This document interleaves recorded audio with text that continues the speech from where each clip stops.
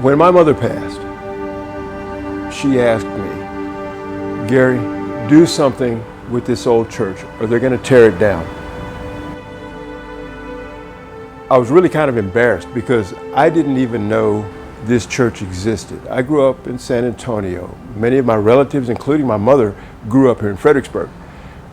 When I would come to visit in Fredericksburg,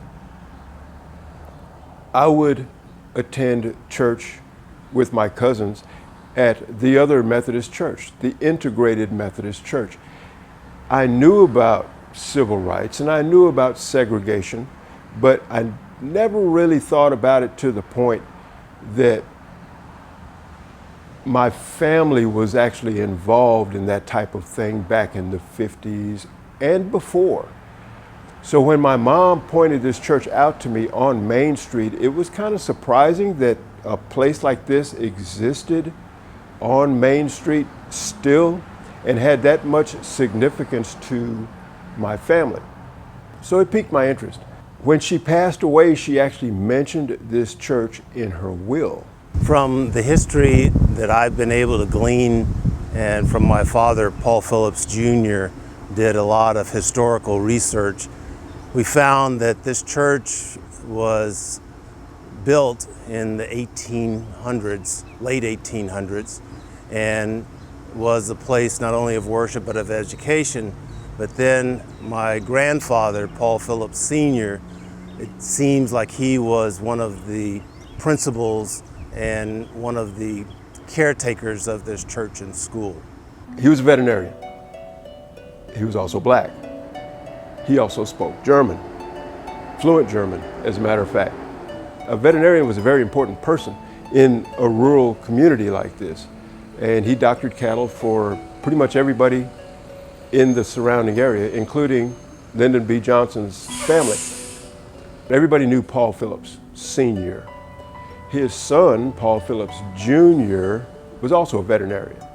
And he trained at Tuskegee, and he came back here to live. And for all of the good that they did, and they were in good standing. They had tremendous relationships with everyone in this German community, but there was still segregation.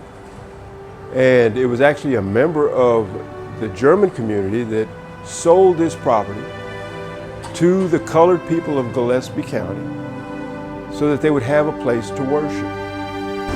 I think when the black community was allowed to build a schoolhouse and then the land actually deeded to the colored people of Gillespie County, then they had real ownership. I think and that is a very creative and a very insightful thought of the early settlers and people that lived here in Fredericksburg, to allow, a people that had been enslaved and had not necessarily been treated right, but here in this community, it was a whole different thing. It was a whole different perspective, and they were treated more like equals and given a part of this community. And I think that it made a big difference. And they, like I do now, still consider Fredericksburg like home. I only have a few memories of actually being in services at this church when I was very young. And the services were very typical black gospel, spiritual songs, worship, and preaching. And they were, the things I remember the most is they were very long. And there's no air conditioning, the windows were open, and it was very hot. About 5 or 10 years ago, the church had fallen into fairly significant disrepair, and we would try as family members still in the area to try to do some patchwork and trying just to new coat of paint, replacing windows that were broken. But we could see that there was going to need to be something more. And the city was very concerned about this building as to whether or not it would survive, whether it would crash in on itself without any more significant repair. So my cousin Bernardo Gomez and his sister Dorothy were really instrumental in helping to make me aware of where we were with this church and what risk we were of potentially losing this church. Paul's mother and my great-grandmother were sisters. I didn't know anything about this church until I started digging and researching in 2007. So, Mr. Glenn Tribes, he was my history teacher in grade school also. He started telling me a little more in 2007, and he's the one that notified me about the article in the newspaper, because I would have never known, and they would have moved the church and I would have never known anything. But he started telling me about the history of the church and the families that what they had to go through, and so I started researching and finding all this stuff. So I started working on it and tried to clean the place up, planted a few trees, and then redid the whole underside of the church. Put new pier and beam underneath there, and new joist, and the termites had eaten. You would walk through there and your feet would fall through the floor. The termites had eaten the whole floor out. So Gary contacts me in December of 2014, letting me know that he's interested in helping and that, he's my cousin. And then shortly afterward, he's going to the historical review board meetings, meeting with the city and trying to learn what needs to be done and how they want the outside, to look. In order to get the support of the historical review board to do this renovation, we had to adhere to the guidelines that it be as original looking as possible. And so everything that we did on the outside had to be approved before we could even start to work. But then once we started, it was a matter of sanding off all the paint, putting linseed oil on it, priming it, and then having to repaint it. And then there was the matter of the roof. The original roof was a cedar shake shingle roof. But cedar shake will get brittle and will rot away in a matter of a couple of years. So whoever had fixed it had covered it with tin. The tin had been on it so long that the tin was rusted. And so our original plan was, because we didn't have enough money to put a shingle roof on it, and certainly not to replace it after 3 or 4 years, we wanted to get permission to replace the tin and just put another tin roof on it. The Historical Review Board actually went to bat for us and helped us get funding so that we could get a shingle roof put on it with a different type of cedar shingle that lasts a lot longer. And so we were able to replace the roof. And as you can see from the photos, it turned out great. My cousin Bernardo has the original pews that went in here and the original doors. But we're not putting any of those on yet because they've already been restored. And we have been given a donation of the longleaf pine wood floors to go in here. But those are all things for the future. There's just a lot that has to be done. It has to be insulated. Some of the walls, you can still see through the wall. That's not necessarily a bad thing, because it's nice to have some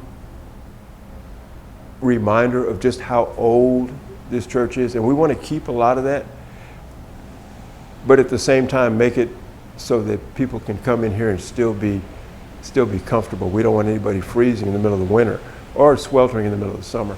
We want to get the place to a point where it will be self-supporting. We've talked to several pastors in this community that are interested in using the facility for their services.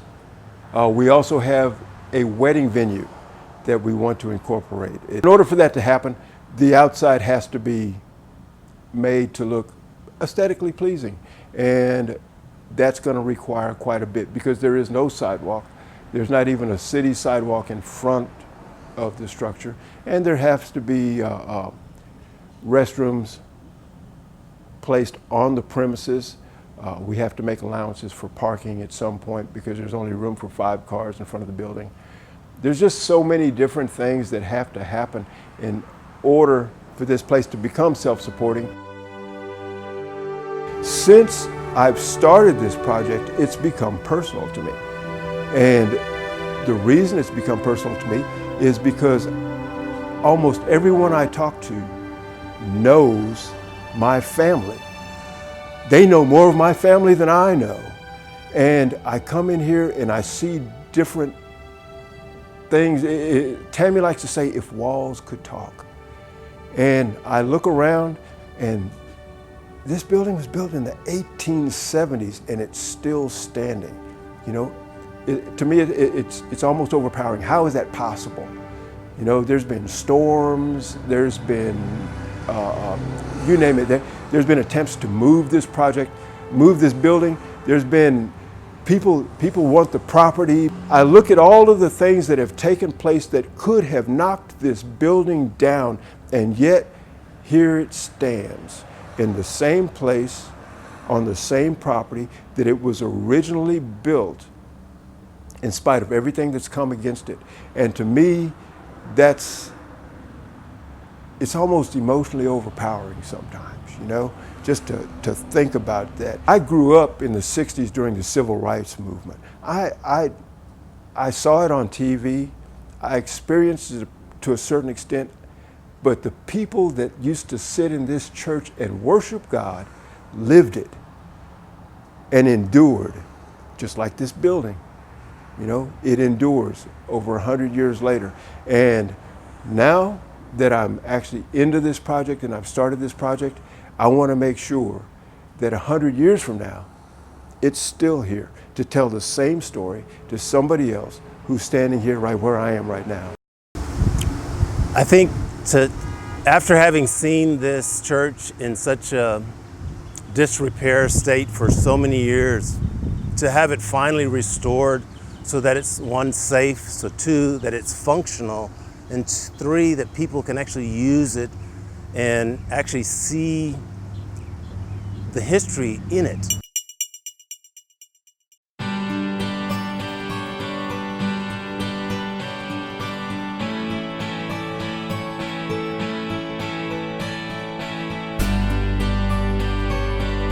We've never left. We lost our way for a while, some of us, and I think that we are coming back.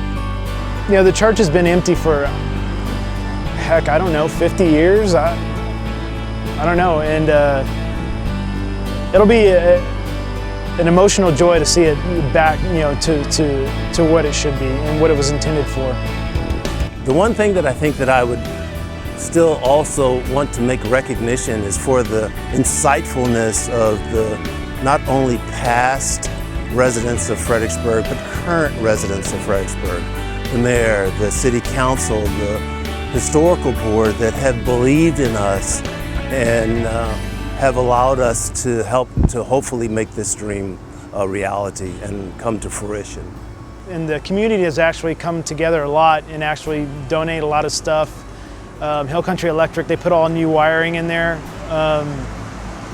You know, a big group of people came and helped paint it, you know, shortly after all that happened, and, you know, just kind of make it look better. So there's been people helping on it periodically when they can. I am actually humbled by the people that have supported us in this project, including the Historical Review Board. The building itself was on the minutes of the board's agenda as one of the buildings that might possibly be torn down in the near future. And when Tammy and I first came to make our inquiries about this church, we were not only welcomed, we were invited and re-invited, and everybody was just really, really happy to see us, like we were just long lost friends. Folks that we had never met before were just thrilled that we were there and willing to take on this project because nobody wanted this church torn down. The Thompson family came out and helped me put the subfloor in. There's been numerous people. Dr. Pete has come over and he helped paint, so him and his wife, they came out here and helped paint, yeah. Well, I was actually surprised that there was even a bell still up there. You know, the building itself was barely standing, and the bell, from what I understand, is really large. So I was wondering how the structure was even supporting a bell, because it obviously has to be heavy. When I saw the size of the bell, I was even more surprised, because it's really very large. It needed a rope. And I said, well, okay, I'll go ahead and get that. I can do that while I'm up here and get the rope and attach it. And my first instinct was to come down and just start ringing the bell. And then I thought to myself, you know, I really ought to save that particular idea for the perfect moment. I'll be happy to hear the bell ring to invite everybody to come at that particular point in time. It'll almost be like starting a new chapter. And you know, for someone my age, starting a new chapter in their life is a pretty exciting moment. I don't know how many chapters I have left to write, but yeah, it'll be good. It'll be really good. First of all, I just want to say thank you to everyone that's helped us up to this point. We couldn't have gotten this far without you. There's certainly not enough money in my bank account to accomplish what needs to be accomplished to keep this building here. And so first of all, I want to thank all of you. And I want to ask anyone else out there who might have a heart for this particular project to join us in our efforts to keep the history, not just the building, but the history behind the building alive. Fredericksburg, the citizens of Fredericksburg are actually making an effort to keep this legacy, this heritage of the African American community that lived here alive. For every tourist, everyone that comes through this town, to be able to look at this church and see that part of the heart of the community of Fredericksburg, that's what we're trying to accomplish.